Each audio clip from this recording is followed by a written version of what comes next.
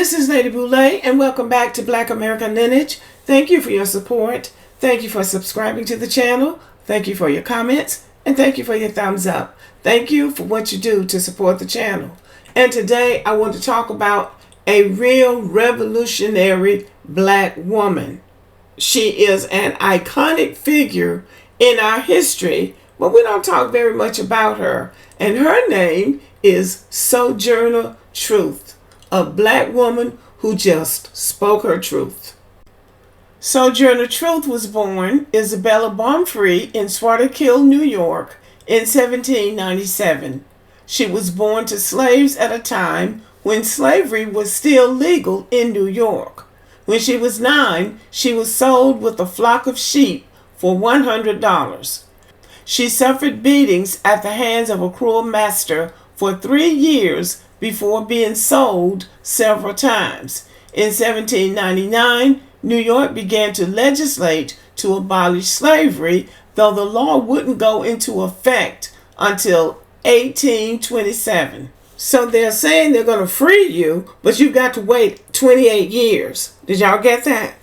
Her owner promised to free her a year before the state emancipation, but when she injured her hand, he claimed she was less productive and rescinded his promise. She then worked furiously, spinning 100 pounds of wool to make up for her injury.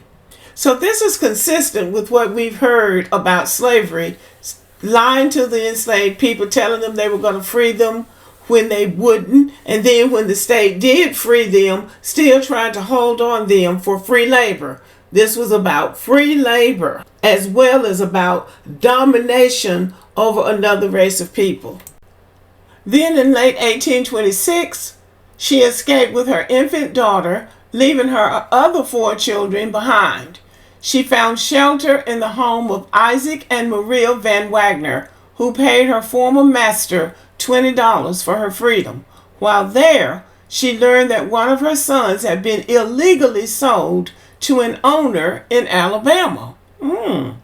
She took the issue to court and got her son back, making her one of the first African American women to go to court against a white man and win. This is significant.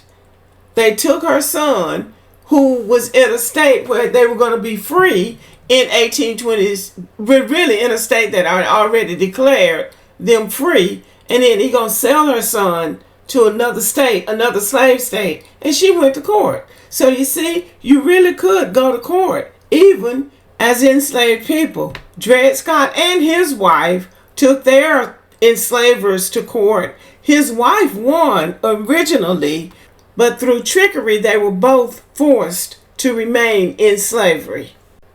Sojourner Truth had a life-changing experience while living with the Van Wagners. She became overwhelmed with the greatness of the divine presence and began preaching in 1843, telling friends, "The Spirit calls me and I must go."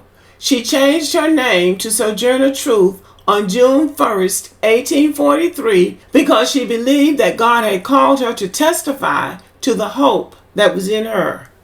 She traveled throughout the North, speaking against slavery and for women's rights. In 1850, she spoke at the first National Women's Rights Convention in Worcester, Massachusetts. Her friend Oliver Gilbert wrote her memoirs, The Narrative of Sojourner Truth, a Northern Slave, which helped supplement her income. During the Civil War, Sojourner Truth recruited black troops to fight for the Union. In 1864, she moved to Washington, D.C. to work for the National Freedmen's Relief Association. She met with President Lincoln in October of that year. In 1865, she rode in streetcars to help campaign for their desegregation. So she was up there trying to desegregate the streetcars, I guess. Truth continued to work with newly freed slaves after the war to speak on their behalf whenever she had the opportunity. She spent years trying unsuccessfully to persuade the federal government to give free land in the West to former slaves so they could escape harsh treatment in the South. Truth was encouraged when many black people began moving west and settling in Kansas.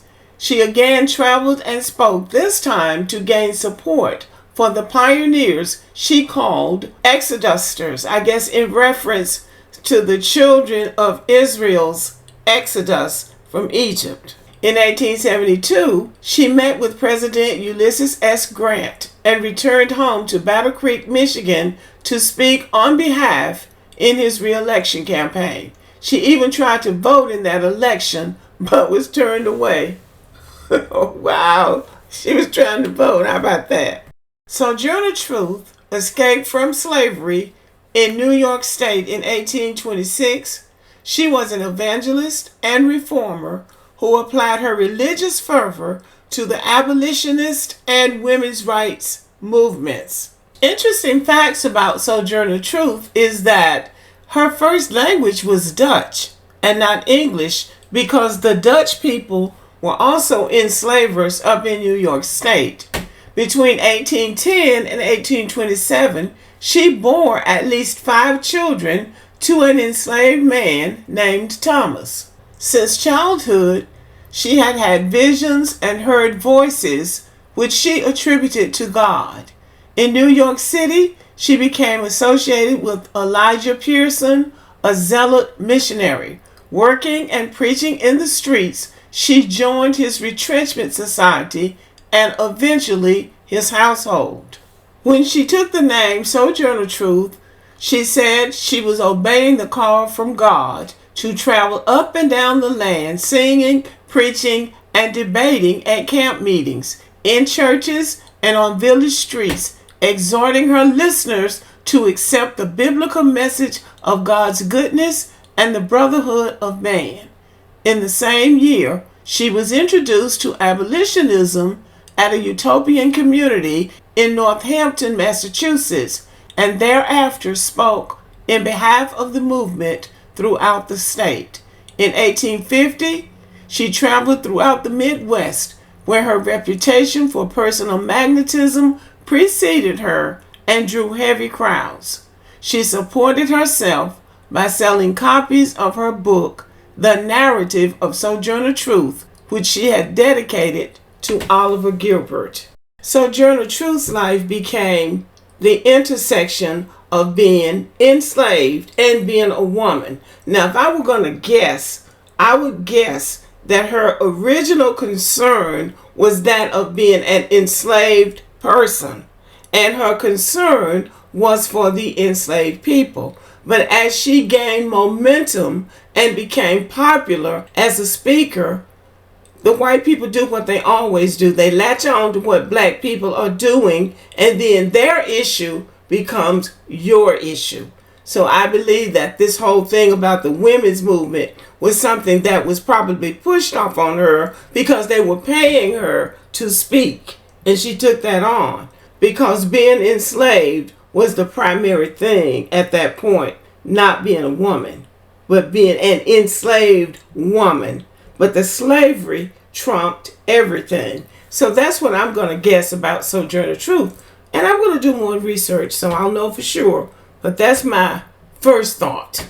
And there was one thing about wealthy white people in those free states. They were fascinated by those enslaved people who had escaped, like Frederick Douglass, like Box Brown, like the couple that escaped from Georgia. They were fascinated with those enslaved people who had escaped slavery through their own wits. So they made money and they became celebrities. And Sojourner Truth was one of the best known of all of them. She and Frederick Douglass were probably the superstars of the I escaped slavery class. At the Women's Rights Convention in Akron, Ohio, on May 29th, 1851, Sojourner Truth delivered her very famous "And Ain't I a Woman" speech, and that speech has resonated through the ages.